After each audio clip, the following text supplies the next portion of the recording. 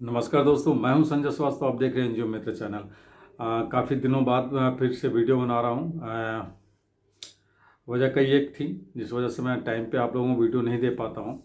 आज का जो विषय है थोड़ा सा इम्पोर्टेंट इसलिए है कि बहुत सी एनजीओ जो कि सीएसआर में प्रोजेक्ट अप्लाई करना चाहती हैं, तो उनको उनका कई एक कन्फ्यूजन इस वीडियो के बाद दूर हो जाएगा कि जैसे वो अब कोई कहीं से मान चला वो लग जाते हैं लगाने में के लिए। तो इसलिए कुछ चीज़ें जरूर आपको जाननी चाहिए लगाने से पहले कि ये उनके लिए ठीक है कि नहीं लगाना चाहिए, या एफर्ट करना चाहिए नहीं करना चाहिए, इसके लिए किसी को से प्रपोजल बनवाना चाहिए नहीं बनवाना चाहिए, या खुद से कितना एफर्ट करना चाहिए। बहुत सारी चीज़ें हैं जो इस वीडियो के माध्यम से मैं आपको बताने की कोशिश करूंगा, और उम्मीद करता हूं कि इस वीडियो के अंत तक आपके तमाम कन्फ्यूजन दूर हो जाएंगे।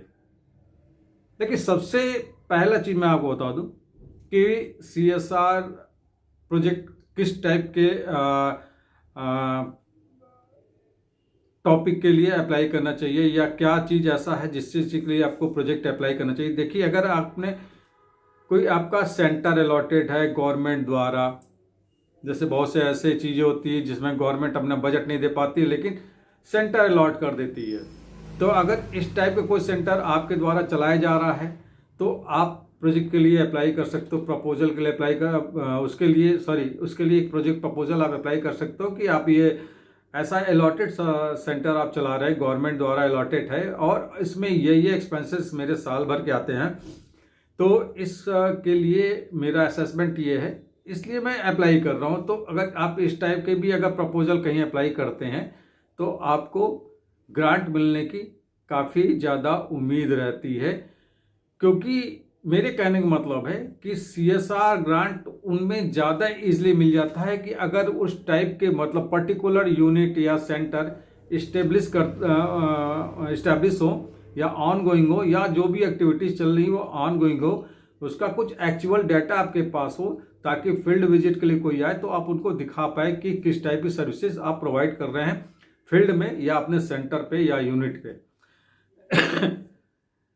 दूसरा बहुत एसेंशियल पार्ट है कि अगर बहुत से लोग, अब क्या है कि प्रोविजनल सभी को 12 ATG बहुत इजीली मिल जा रहा है, उस बेस पे वो सीएसआर लगाने के लिए प्रयास भी कर रहे हैं, और लगाना भी चाहिए, ऐसा कुछ नहीं है कि नहीं लगाना चाहिए।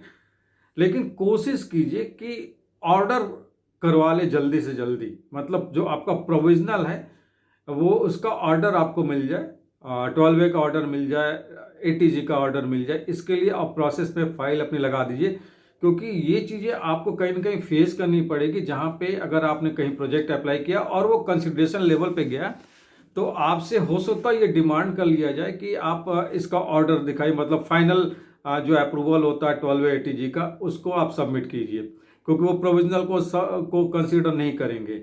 कई जगह पे अगर आप अपने आप को इम्पैनल कर रहे हैं तो भी वहाँ से पे भी मांग लिया जाएगा। जैसे इनकेस फॉर एग्जांपल मैं बताऊँ, अगर मान लिया आप जैसे ONGC में आप प्रोजेक्ट लगा रहे हैं या प्रपोजल को अप्लाई कर रहे हैं, और अब तो ONGC का सिस्टम भी चेंज हो गया। अब पहले ऑफलाइन भी जाता था, अब ऑनलाइन ही होता है। तो ऑनलाइन में अगर आप अपनी ऑर्गेनाइजेशन को वहाँ पर रजिस्टर्ड कर रहे हैं तो आपका 12 ATG के लिए वो कहेंगे कि आप उनको फाइनल जो 12 ATG का पेपर है वो सबमिट करिए, मतलब ऑर्डर वो सबमिट कीजिए। प्रोविजनल को वो आपको अप्रूवल ही नहीं देंगे कि आप प्रपोजल अपलोड कर पाएँ, क्योंकि उनके विदाउट अप्रूवल आप प्रोजेक्ट ही अप्लाई नहीं कर पाएंगे। तो उसके लिए आपको ये ये डॉक्यूमेंटेशन वर्क आपको कंप्लीट कर लेना चाहिए।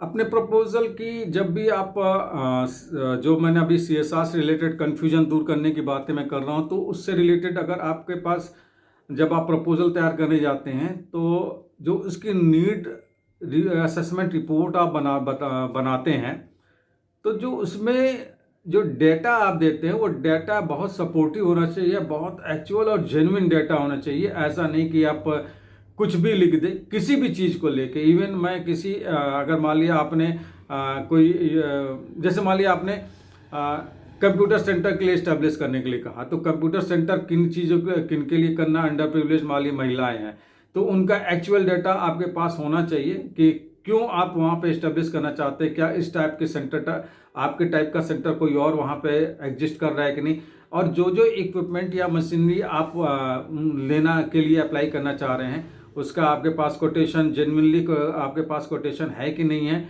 कि आपने इसी तरह से उसमें लिख के डाल दिया। तो वो मेरे कहने के सेंस ये जो भी डाटा आप प्रोवाइड कीजिए वो सारे डाटा एक्चुअल रहे, जेन्युइन रहे और सपोर्टिव रहे, ये ध्यान रखिएगा।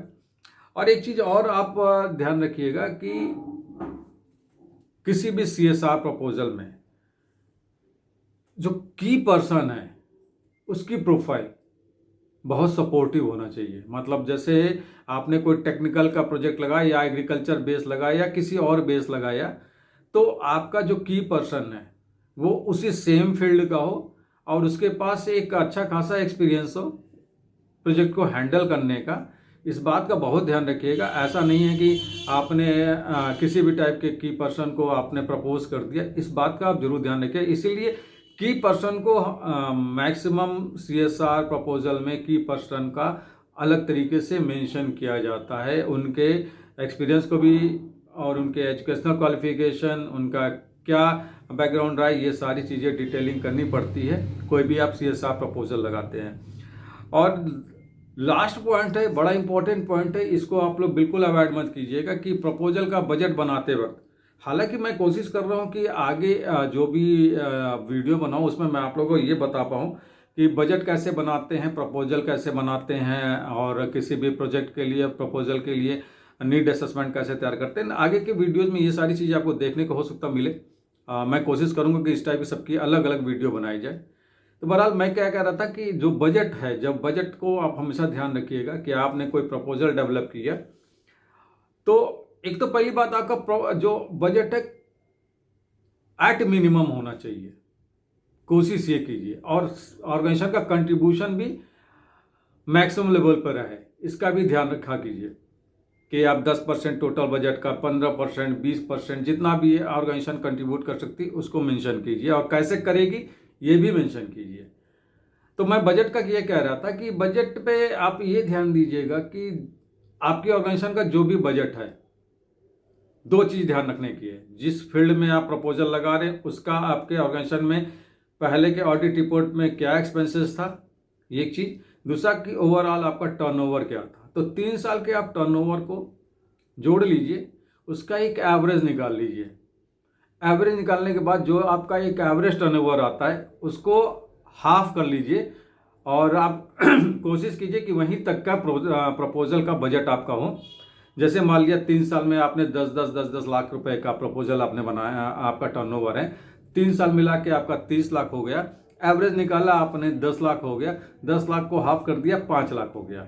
तो आप कोशिश कीजिए कोई भी CSR कंपनी ने प्रपोजल लगा रहे तो 5 लाख के राउंड में लगाइए, 5 लाख, 6 लाख, 7 लाख या 5 के राउंड में ऐसे लगाइए। उससे ज़्यादा बढ़ने की कोशिश मत कीजिए, क्योंकि कंपनियां भी आपको कभी भी बहुत ज़्यादा बजट नहीं देती हैं, इसका ध्यान रखिएगा। तो अगर आप ऐसा देंगे तो आपके ऑर्गेनाइजेशन का कंसिडरेशन होगा, हर एक एस्पेक्ट से कंसिडरेशन होगा, क्योंकि आपने एक नीड असेसमेंट भी अच्छी डाली है और आपने एक जेन्युइन वो प्रपोजल के लिए अप्लाई किया है, आपका बजट बड़ा जेन्युइन है, आपके की पर्सन बड़े रिलेवेंट हैं, और आपकी ओवरऑल ऑर्गेनाइजेशन की प्रोफाइल ठीक है, जियोग्राफिकल लोकेशन का जो डाटा आपने शेयर किया है वो बहुत जेन्युइन है, सपोर्टिव है, टॉपिक आपका सपोर्टिव है। ये सारी चीज़ लेके आप प्रपोजल अप्लाई कीजिए, देखिए आपको जरूर आपको कंसीडर किया जाएगा। और जो हमने कहा कि एग्जिस्टेड अगर आपके एक्टिविटी रहे तो बहुत सपोर्टिव होता है, इस बात का आप जरूर ध्यान रखिए। सारे कन्फ्यूजन आप मत रखिए, हर टाइप के प्रोजेक्ट हर टाइप के ऑर्गेनाइजेशन को नहीं मिलते हैं, इसलिए आप अपने ऑर्गेनाइजेशन को थोड़ा सा स्पेसिफिक बनाइए और उन्हीं चीज़ के लिए अप्लाई कीजिए जहाँ पे कंसीडर हो।